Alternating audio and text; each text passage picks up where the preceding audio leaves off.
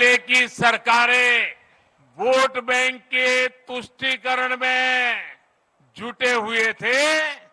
हम देशवासियों के संतुष्टीकरण में समर्पित है।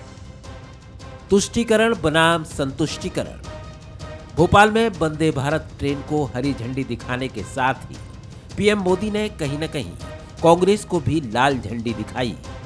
रेलवे के बहाने उन्होंने अपनी सरकार की उपलब्धियां तो गिनाई ही, साथ ही रेलवे के पुराने दिन भी याद दिलाकर कांग्रेस को घेर दिया। इस साल के बजट में भी रेलवे को रिकॉर्ड धनराशि दी गई है। एक समय था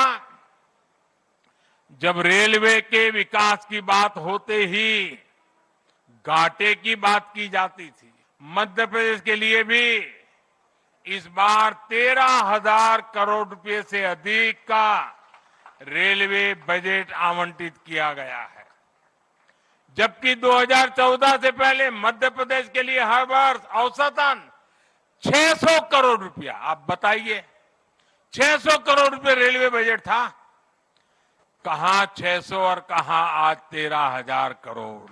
एमपी को अपनी पहली वंदे भारत एक्सप्रेस ट्रेन मिली है। ये आयोजन जिस आधुनिक और भव्य रानी कमलापति स्टेशन पर हो रहा है, उसका लोकार्पण करने का सौभाग्य भी आप सबने मुझे दिया था।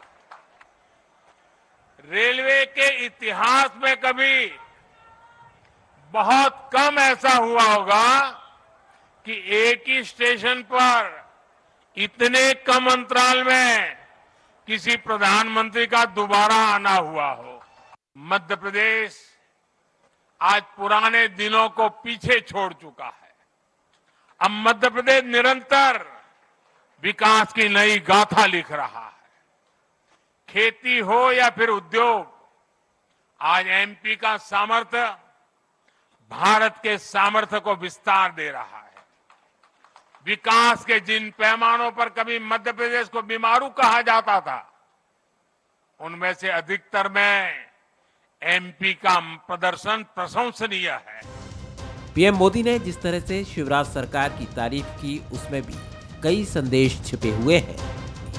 जाहिर है बीजेपी के केंद्रीय नेतृत्व का फोकस मध्य प्रदेश पर है।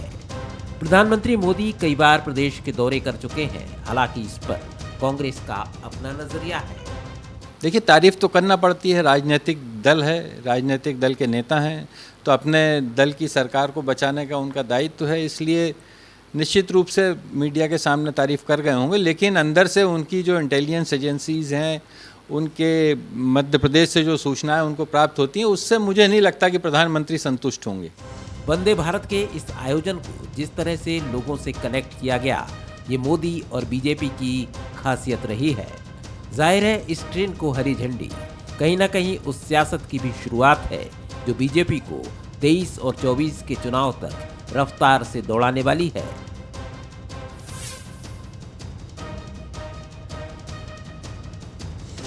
सवाल नंबर 1, तुष्टीकरण बनाम संतुष्टीकरण का नारा आने वाले चुनाव में काम करेगा? सवाल नंबर 2, वंदे भारत जैसी सौगातें आने वाले चुनाव में बड़ी गेम चेंजर साबित होंगी? सवाल नंबर 3, रेलवे जैसे आम आदमी से जुड़े विषय को पीएम मोदी ने पूरी रणनीति के साथ एड्रेस किया है। नमस्कार, मैं हूं शरद द्विवेदी और आज का हमारा मुद्दा है तुष्टीकरण वर्सेस संतुष्टीकरण। मौका था प्रधानमंत्री नरेंद्र मोदी जी के मध्य प्रदेश की राजधानी भोपाल के दौरे का, जहां एक महत्वपूर्ण कॉन्फ्रेंस थी सैन्य संबंधी महत्वपूर्ण विषय से, जिसमें सेना के तीनों अंगों के प्रमुख भी करीब 3 दिनों तक भोपाल में डेरा डाले रहे और रक्षा मंत्री भी इसमें शामिल हुए। और उसी के समापन कार्यक्रम के साथ साथ वंदे भारत जो एक बहुत ही महत्वपूर्ण ट्रेन है, जो गति और भारतीय रेल के बदलते चेहरे का भी प्रतिनिधित्व करती है, उसके भोपाल के रानी कमलापति स्टेशन जो वर्ल्ड क्लास स्टेशन है, और ख़ुद प्रधानमंत्री उस स्टेशन को लेकर उन्होंने जिस शब्द का प्रयोग किया वो कितना तकनीक और अधुनातन चीज़ों को लेकर उनका अटैचमेंट है कि उन्होंने कहा कि इसका सौभाग्य मुझे मिला था। ये बताता है कि वो किस तरह से इस नई चीज़ों को लेकर उनकी, लेकिन महत्वपूर्ण बात ये भी है कि इस ऐसे आयोजन में जिसका स्वरूप राजनीतिक नहीं था, लेकिन फिर भी चूंकि चुनाव भी हैं, आप कह सकते हैं कि एक वो चीज़ भी हो सकती है इसके पीछे। और दूसरा, जिस तरह का जो पॉलिटिकल सिनेरियो है उसमें कांग्रेस पर कुछ कटाक्ष और कुछ प्रहार करने से प्रधानमंत्री नहीं चूके, और उन्होंने कहीं ये भी संकेत किया कि पहले ये चीज़ें क्यों नहीं हुई। जो आधुनिकता की बात थी या रेल का चेहरा, भारतीय रेल का चेहरा बदलने की बात थी। और दूसरी महत्वपूर्ण बात उन्होंने ये भी कहा कि विपक्षी दल और ख़ासतौर से कांग्रेस की अभिरुचि उनको समाप्त करने की तरफ अधिक प्रतीत होती है। और उन्होंने एक चुटकी ये भी ली कि 1 अप्रैल को ये ट्रेन को हरी झंडी दिखाने की बात क्यों हुई है, नहीं तो कांग्रेस के मित्र कहेंगे कि अप्रैल फुल बना रहे हैं मोदी जी, लेकिन ये ट्रेन तो चल पड़ी है भाई, आगे बढ़ चली है।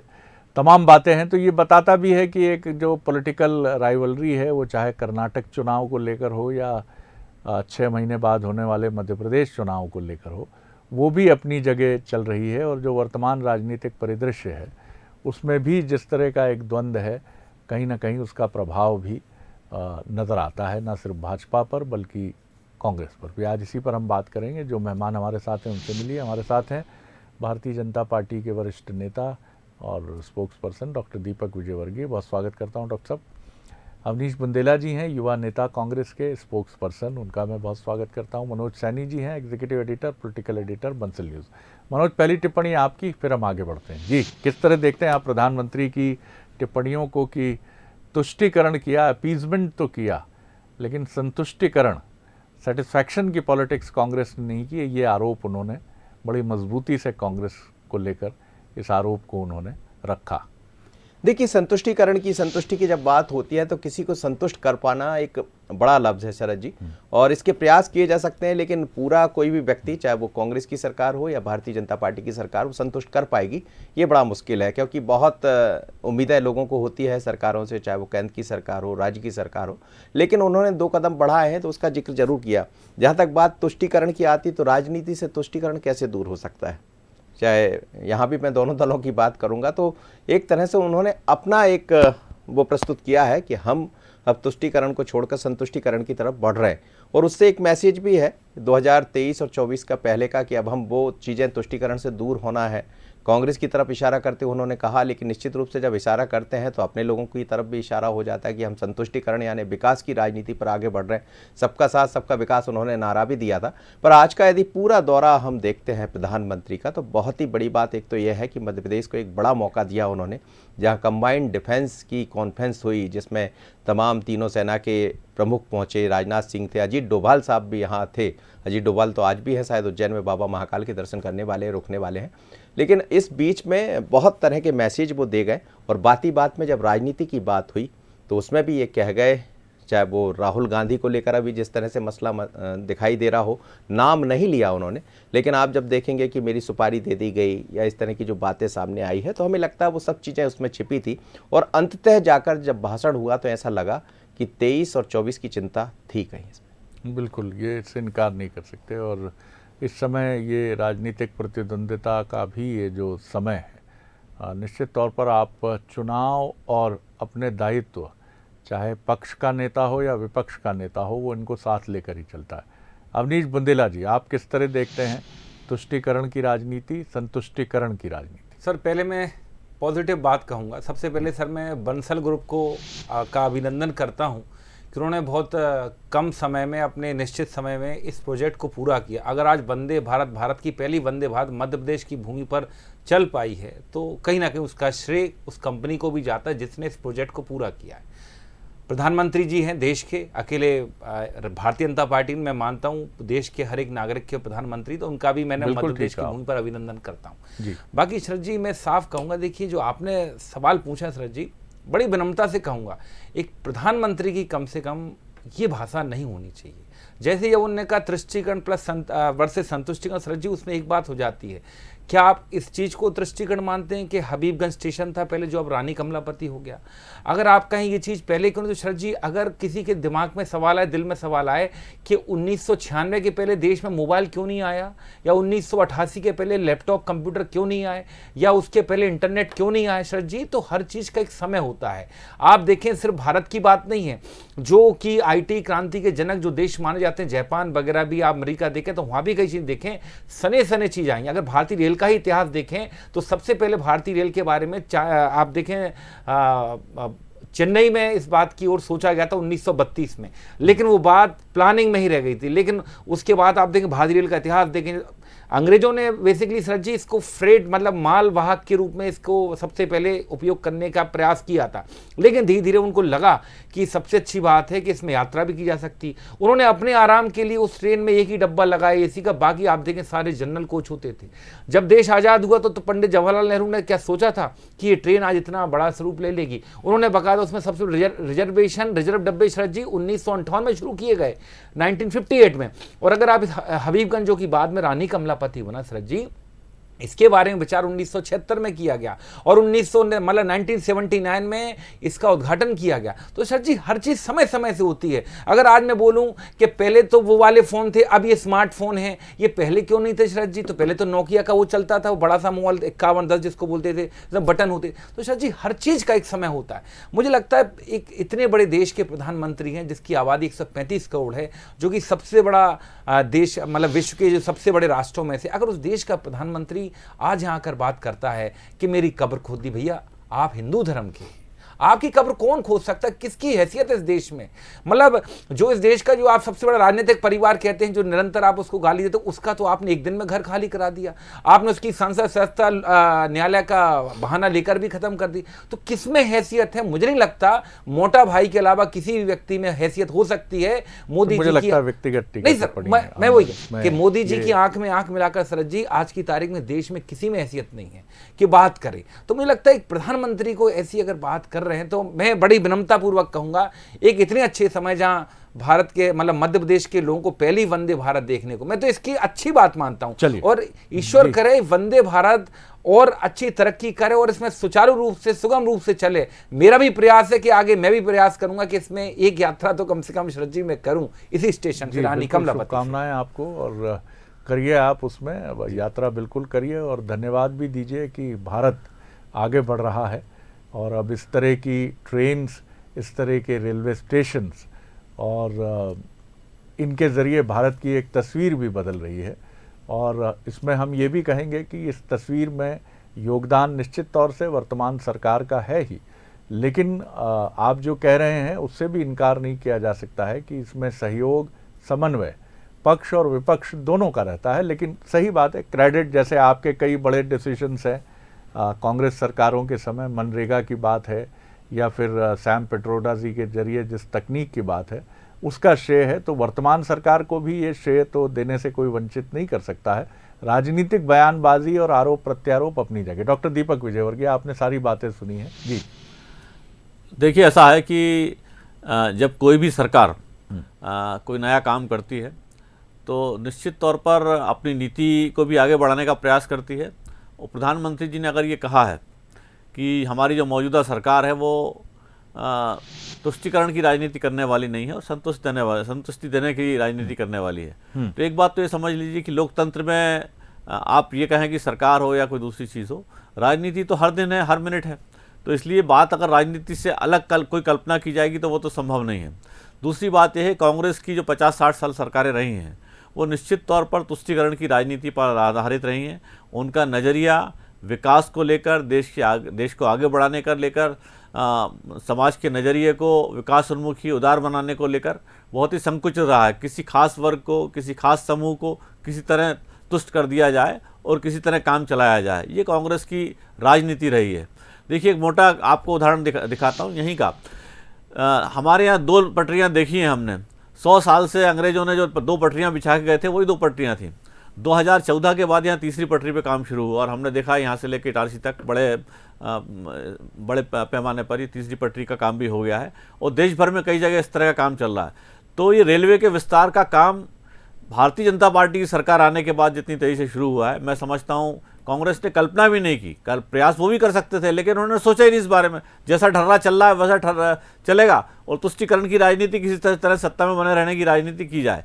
तो इसी तरफ प्रधानमंत्री जी ने ध्यान दिलाया है, और जो भी उन्होंने दूसरे रूपक दिए हैं वो बात भी अपनी जगह सही है। जो पिछले 2-2.5 दशक की राजनीति समझता है वो जानते हैं कि गोधरा के बाद जो कुछ गुजरात में हुआ था, उसके लिए समाज को जिन लोगों ने उकसाया था, उसके लिए कौन कौन जिम्मेदार रहे। तुष्टिकरण की राजनीति करने वाले निश्चित तौर पर उसके लिए जिम्मेदार थे, और उस जिम्मेदारी में अपनी राजनीति को जिम्मेदार ठहराने के बजाय कांग्रेस पार्टी के लोग प्रधानमंत्री जी को जो आज प्रधानमंत्री जी उस समय गुजरात के मुख्यमंत्री थे, उनको फंसाने की, उनको दबाव में लेने की तरह तरह से कोशिश करते रहे। और जो आज इनको अपराधियों से पूछताछ पे दिक्कत होती है, लेकिन एक पारदर्शी जो जीवन जीने वाले प्रधानमंत्री नरेंद्र मोदी जी, उनको सीबीआई के अधिकारी धमकाते रहे, तमाम बातें करते रहे मुख्यमंत्री रहते हुए, देश का सबसे मजबूत मुख्यमंत्री रहते हुए, तब इन लोगों को नहीं समझ में आई कि ये क्या कर रहे हैं। तो मैं समझता हूँ देश ने सारी चीज़ों का जवाब दिया है, समय सारी चीज़ों का जवाब देता है, और प्रधानमंत्री जी ने जो कहा है वो यही कि आज भारतीय जनता पार्टी जो कुछ कर रही है वो विकास की राजनीति है। मनोज, प्रधानमंत्री नरेंद्र मोदी जी ने जो बातें कही हैं वो डबल इंजन की उस थ्योरी की तरफ भी अगर राजनीतिक इसके मायने हम देखें तो जाती है। जैसा उत्तर प्रदेश में हमने देखा कि वो एक प्रधानमंत्री के साथ वो राज्यों में महत्वपूर्ण एक कैंपेनर नरेंद्र मोदी जी भी हैं, जो भारतीय जनता पार्टी के शीर्ष नेता हैं, और जिनकी सभाएं आज भी हमने देखा कि स्टेशन पर वही नज़ारा था, रानी कमलापति स्टेशन पर मोदी मोदी मोदी के नारे थे, और युवाओं और जो भी हुजूम वहाँ युवा, मिडिल एज्ड और बुज़ुर्ग लोग जो मौजूद थे, उन सब ने प्रधानमंत्री को बहुत ही उनका वेलकम किया गर्मजोशी से। तो एक कैंपेनर नरेंद्र मोदी जी का चार्म और उनकी एक्सेप्टेंस बड़ी अलग है। तो ये भी उनके लिए कहीं ना कहीं उनके दिमाग में चलती रहती है ये चीज़ कि अब यहाँ मई में उनके फिर आने की संभावना है मध्य प्रदेश, और जिस तरह से उनके दौरे बढ़ रहे हैं, आज खुद वो ये कह के गए कि शायद ही कोई प्रधानमंत्री 1 वर्ष के भीतर किसी रेलवे स्टेशन पर देश के दोबारा आया हो। तो ये बताता है सिग्निफिकेंस मध्य प्रदेश का भी उनके लिए, क्योंकि मध्य प्रदेश के वो प्रभारी भी रहे हैं 1998 के चुनाव में, और मध्य प्रदेश से उनका लगाव भी है और बहुत अच्छे से समझते भी हैं। वो कुशाभाऊ ठाकरे जैसे नेताओं से उनके बड़े क्लोज, उस समय जहाँ तक मुझे याद है ठाकरे साहब राष्ट्रीय अध्यक्ष थे जी। तो ये भी एक कैंपेनर नरेंद्र मोदी जी को भी हमने आज देखा जो मध्य प्रदेश के चुनाव में पूरी तरह से धूम मचाने के लिए तैयार हैं। देखिए, हमें लगता है आज उसी तरह का एक शंखनाद था, लेकिन वो अलग तरह का, क्योंकि उसमें डिफेंस की बात भी थी। डिफेंस के साथ फिर बाद में बाकी चीज़ें भी डिफेंस करना था, यानी भारतीय जनता पार्टी यदि बात कर रही, भारतीय जनता पार्टी के नेता होने के नाते तो कांग्रेस को भी समझाइश देने की बात थी। लेकिन जहाँ तक हम देखते हैं बड़े उससे, तो युवा को जोड़ने की जो बात लगातार प्रधानमंत्री मोदी करते रहे। आज भी जब वंदे मातरम ट्रेन में वो पहुँचे तो वो युवाओं से, उन्हीं युवाओं से बात कर रहे थे जो 11 या 12th में है, जो फर्स्ट टाइम वोट करने वाला युवा है। तो उससे वो समझ रहे थे, और समझने में भी वही था कि योगा आपने देखा, योगा क्या आप करते हैं, मतलब ये कि योग को किसने आगे बढ़ाया, तो उन्होंने आगे बढ़ाया। कहीं ना कहीं उसमें ये छिपा होगा। मोटा अनाज की चर्चा इस समय बहुत होती, वो भी उन्होंने पूछा क्या उस पर आप लोग काम कर रहे हैं, आप लोग उस अनाज का उपयोग करते हैं। तो ऐसी तमाम तरह की चीज़ें। और शरद जी देखिए, जब प्रधानमंत्री खुद बात करता है किसी युवा, किसी छात्र से, तो वह अकेला एक बच्चे को प्रभावित नहीं करता है, वो घर जाके अपने परिवार से बात करेगा, निश्चित रूप से उन्हें उत्साह वर्धन होगा। तो वो जो चीज़ें दिखाई दे रही वो 2023-24 की तरफ इशारा कर रही है, युवाओं को जोड़ना। और आप देखिए फौजी मेला जो लगा, फौजी मेला के पीछे भी कंसेप्ट तो वही है कि नए बच्चे जो पहुंच रहे हैं, 10-12 के जो बच्चे पहुंच रहे हैं, जो आगामी दिनों में 23-24 में वोट करने वाले हैं। तो हमें लगता है सब चीज़ पर प्रधानमंत्री की नज़र थी। एक तरफ डिफेंस को, यानी बाकी जो सीमाओं पर कैसा काम हुआ उसका मैसेज भी देना। हमें लगता है कल इसका बहुत स्पष्टीकरण भी सामने आ जाएगा भारत सरकार की तरफ से कि यहाँ क्या हुआ है, क्योंकि उसमें कोई बात नहीं करता है। दूसरी तरफ हम देखें ट्रेन को देकर, या जो विकास की गति को जो आगे सरकार बढ़ाना चाहती है, लेकिन डबल इंजन की बात ये बड़ी महत्वपूर्ण है। यानी शिवराज के साथ मोदी जी का जो तालमेल है उसका उन्होंने जिक्र करके कई तरह के मैसेज दे दिए, और 1 अप्रैल की बात की कर भी उसमें बहुत कुछ छिपा हुआ है। बुंदेला साहब, आलोचना विपक्ष का अधिकार है, और निश्चित तौर पर वो जिस नज़रिए से देखती है लोकतंत्र में उसका सम्मान है। पक्ष विपक्ष की अपनी लड़ाई चलती रहेगी, आरोप प्रत्यारोप चलते रहेंगे, एक्शन रिएक्शंस चलते रहेंगे। लेकिन इससे इनकार नहीं कर सकती है कांग्रेस भी कि प्रधानमंत्री नरेंद्र मोदी और अमित शाह जी और उनकी टीम ने देश के राजनीतिक मिजाज को, ख़ासतौर से जनता की भावनाओं को बखूबी समझा है। और यही वजह है कि 2014 के पहले 2012 से जो उनके कैंपेन का शक्ल रही वो भी किसी से छिपी नहीं है। प्रधानमंत्री बनने के बाद चाहे मन की बात हो या यूथ सेंट्रिक जो अप्रोच प्रधानमंत्री का है, या तकनीक में भारत को आगे ले जाना हो, या फिर खिलाड़ियों से बातचीत हो, या फिर स्पेस में भारत के आगे बढ़ने की बात हो, या विदेश नीति की बात हो, इन तमाम चीज़ों को जिस तरह नरेंद्र मोदी जी साध कर आगे बढ़े हैं उसने निश्चित तौर पर उनकी एक्सेप्टेबिलिटी को बढ़ाया है। इससे तो आप भी इत्तेफाक करेंगे। सर देखिए, मैं ये मानता हूं कि नरेंद्र मोदी जी, उनकी टीम प्रचार प्रसार में बहुत आगे है। इलेक्शन कैंपेन में हमसे कोसों दूर आगे शरद जी, इस बात को मैं स्वीकार करता हूं। 2014 से जिस तरह की राजनीति देश में आई है उस तरह की हमने कल्पना भी नहीं की थी शरद जी, लेकिन मैं फिर कहूंगा कमिटमेंट की कमी है शरद जी। आप देखें पिछले 10 दिन में इसी मध्य प्रदेश में, यही भोपाल शहर, ये मध्य प्रदेश 3 बड़े नेताओं की इवेंट का गवाह बना। पहले ही शिवराज जी ने युवा नीति लॉन्च की, नड्डा साहब आए, अमित शाह जी आए, मोदी जी आए और अपने राजनाथ सिंह जी। लेकिन शिवराज, आप ये देखिए, आश्चर्य इस बात का है कि जो 1.25 लाख से ज़्यादा जो शिक्षा कर्मी बार बार मांग कर रहे हैं कि इतने पद खाली हैं, 51,000 की आप भर्ती हो शरद जी, अगर आप में कमिटमेंट लेवल होता तो आज मोदी जी, शिवराज जी उस बात का जिक्र करते। मतलब शरद जी वो वाली बात हो गई कि आज हम ये इवेंट करेंगे, कल हम वो इवेंट करेंगे। बड़ी अच्छी बात है कि आप पहले प्रधानमंत्री के स्टेशन पर 2 बार आए। ये वो भी इंगित करता है शरद जी कि इतने बड़े देश के प्रधानमंत्री को इतना समय कैसे मिल जाता है।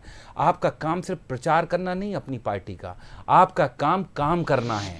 आप कहते हो मैं 18 घंटे काम करता हूं, लेकिन बेरोजगारी उच्चतम स्तर पर है, डॉलर 90 के आसपास है। अगर आप देखें जीडीपी की स्थिति बहुत ठीक है, पिछले 2-3 साल में इतनी गिरी जीडीपी, अब आपको ग्रोथ दिख रही है, लेकिन हकीकत आप देखें रोजगार की स्थिति बद से बदतर हो चुकी है। किसानों की आय अब तक दुगनी नहीं हो पाई। ऐसे कई सारे मुद्दे शरद जी कि जिनका इन्होंने 2014 में जो इन्होंने कमिटमेंट किया शरद जी, लेक ऑफ कमिटमेंट, मतलब उनके किसी भी उसमें डिलीवरी नहीं है शरद जी। उनके इवेंट बड़े बड़े हो जाते हैं, शुरुआत आगाज बड़ा बड़ा हो जाता है, लेकिन शरद जी डिलीवरी कहाँ है मुझे डॉक्टर दीपक विजयवर्गीय। देखिए, मैं समझता हूँ पहले तो जो राजनीतिक चर्चा की बात हुई कि एक ही दिन में जो 2 भारतीय जनता पार्टी के लक्ष्य हैं, राष्ट्रवाद और विकास, दोनों के एक बड़े कार्यक्रम हुए। एक तो सेना से संबंधित जो कार्यक्रम हुआ है और दूसरा रेलवे का। तो राष्ट्रवाद और विकास दोनों को एक साथ एड्रेस प्रधानमंत्री जी ने किया है। मोहन भागवत जी का जिक्र शायद थोड़ा विस्मृत कर गए, वो भी एक दिन आज पहले। प्रधानमंत्री जी की बात जब हम कर रहे हैं, प्रधानमंत्री जी की जब बात कर रहे हैं, तो प्रधानमंत्री जी 140 करोड़ लोगों को रिप्रेजेंट करने वाले हैं और 10 साल की उम्र से लेकर और हर आयु वर्ग के सारे लोगों के साथ एक साथ उनका किस तरह प्रेरित कर सकें, उसमें जो प्रयास है उनका, मैं समझता हूँ दुनिया भर के नेता इस संबंध में मोदी जी से ईर्ष्या करते हैं, बल्कि सारी दुनिया मोदी जी की तरफ देख रही है कि इस संघर्ष के दिनों में, इस दुनिया में संकट के समय मोदी जी इस देश के प्रधानमंत्री के नाते दुनिया का मार्गदर्शन कर सकते हैं। और हमारे मित्र कांग्रेस के प्रवक्ता महोदय ने विकास से संबंधित कुछ बातें कही। मैं इतना ही ध्यान दिलाना चाहूँगा कि पिछले 9 वर्षों के मोदी जी के विकास परक जो कार्यक्रम है उसकी वजह से आज देश दुनिया के सबसे तेज़ी से आगे बढ़ने वाले देशों में से है। दूसरी बात, अमेरिका, ब्रिटेन, फ्रांस, जर्मनी, तमाम जो विकसित देश थे जिनकी जीडीपी की जो ग्रोथ है 2% से आगे किसी की नहीं है, और 1-2 जर्मनी, इटली की तो माइनस में पहुंच गई है, चीन की भी 2-3% ज़्यादा नहीं है। ऐसे दौर में भारत की अगर विकास दर 6% है तो दुनिया भर के अर्थशास्त्री इसको चमत्कार मान रहे हैं। और इसी के नतीजतन मोदी जी के करिश्माई नेतृत्व और उनकी विकास की राजनीति के नतीजतन भारत दुनिया की सबसे तेज़ी से आगे बढ़ती अर्थव्यवस्था और शक्ति के रूप में उभरा है। मैं समझता हूँ कांग्रेस को इस संबंध में बयानबाजी राजनीतिक नहीं करना चाहिए, बल्कि आत्मगौरव का, देश के नागरिक के नाते आत्मगौरव को अनुभूत करना चाहिए कि किस तरह संकट के दौर में मोदी जी ने अर्थव्यवस्था को मजबूती दी है। कोई और कमज़ोर प्रधानमंत्री होता तो अमेरिका और रूस के बीच में, चीन और यूरोप के बीच में किस तरह से फंस जाता और नीतियां उसकी ढुलमुल हो जाती। लेकिन मोदी जी ने न सिर्फ संभाला इस देश को, न सिर्फ अर्थव्यवस्था को तेजी दी, बल्कि अपने डिप्लोमेटिक प्रयासों से दुनिया में एक बड़ी शक्ति के रूप में स्थापित कर दिया है। तो मोदी जी के प्रयासों को मैं समझता हूँ सराहना होनी चाहिए और हर देशवासी को गर्व होना चाहिए। सबसे महत्वपूर्ण बात यही है मनोज कि आप जब भी अपने प्रतिद्वंदी को देखते हैं और जो सबल प्रतिद्वंदी है, तो जो आपको लगता है कि उनके व्यक्तित्व से जिन चीज़ों को देखकर अपनी रणनीति को और बेहतर किया जा सकता है वो किया जाना चाहिए? कांग्रेस ज़रूर सोच रही होगी और ये वजह भी है कि सोशल मीडिया तमाम चीज़ें उन्होंने बेहतर की हैं। बहरहाल, और आगे आप क्या देखते हैं? प्रधानमंत्री क्या मई में जो उनका दौरा है और भी आगे, अब ये अगले 6 महीने हमें प्रधानमंत्री और बीजेपी का जो टॉप लीडरशिप के और दूसरे महत्वपूर्ण नाम हैं उनके बारंबार और खासतौर से प्राइम मिनिस्टर के बारंबार दौरे हम देखेंगे मध्य प्रदेश में? देखिए, मुझे लगता है मई भी नहीं, 24 तारीख को ही दौरा होने वाला है मध्य प्रदेश का। और ये दौरा इस बार जो खबरें हैं बिंद में होगा, और बिंद में होने के पीछे भी पंचायत राज की जो बात होती है, तो पूरे देश के प्रतिनिधि, अब आप इसको भी समझिए शरद जी कि बात मध्य प्रदेश में पूरे देश के लोग पहुंच रहे हैं। यदि डिफेंस की बात होती है तो फिर एक पूरा दुनिया का मैसेज है, भारत का मैसेज है, और उसके लिए मध्य प्रदेश को चुना जाता है। अब जब पंचायती राज की बात होगी तो पंचायत के तमाम प्रतिनिधि, जनप्रतिनिधि जिन्होंने बेहतर काम किया, तो उनका सम्मान मध्य प्रदेश की दृष्टि, मध्य प्रदेश की धरती से हो सकता है। तो इसमें भी बहुत कुछ छिपा है, लेकिन कहीं ना कहीं जिस तरह के काम की तरफ या जिस तरह का इशारा बीजेपी या मोदी कर रहे हैं, हमें लगता है कांग्रेस को भी थोड़ी सी समझने की जरूरत पड़ेगी 2023 में। विंध्य जाना ही, जैसा आप संकेत कर रहे हैं कि विंध्य आ सकते हैं प्रधानमंत्री, तो विंध्य जाना ही बहुत महत्वपूर्ण है उनका, क्योंकि विंध्य एक बहुत इम्पॉर्टेंट रीजन है मध्य प्रदेश का। और वहाँ ऐसा माना जा रहा है कि इस बार लड़ाई कांग्रेस और बीजेपी की काफ़ी दिलचस्प है, तो उसमें प्रधानमंत्री की मौजूदगी होती है। वो भले ही पंचायत प्रतिनिधियों के या जिस भी स्वरूप में हमें नज़र आएगी, आ सकती है, तो वो बीजेपी को कहीं ना कहीं एक बेनिफिट तो करेगी। और इस दौरे का भी बीजेपी को तो निश्चित तौर पर फ़ायदा होगा ही, क्योंकि वो एक ऐसे व्यक्तित्व हैं जिनकी अगर हम पीछे तुलना करें तो आप बेहिचक कह सकते हैं कि अटल जी और इंदिरा गांधी जी जो अपनी लोकप्रियता के शिखर पर रहे हैं, वो लगभग उसके समानांतर ही खड़े नज़र आते हैं, क्योंकि उनका आना लोगों में रोमांच पैदा करता है। जिस तरह के नारे लगते हैं और जिस तरह का एक लोगों का आदर भाव उनके प्रति है, वो तमाम चीज़ें एक गेम चेंजर बनती हैं। और भारतीय जनता पार्टी मध्य प्रदेश बार बार चाहेगी कि प्रधानमंत्री के दौरे इसी तरह होते रहें और एक उसका एडवांटेज मिलता रहे भारतीय जनता पार्टी को। बहुत शुक्रिया आप तीनों का। आगे देखिए अफसरनामा additional commissioner GST Lokesh Kumar Lilare के साथ। नमस्कार।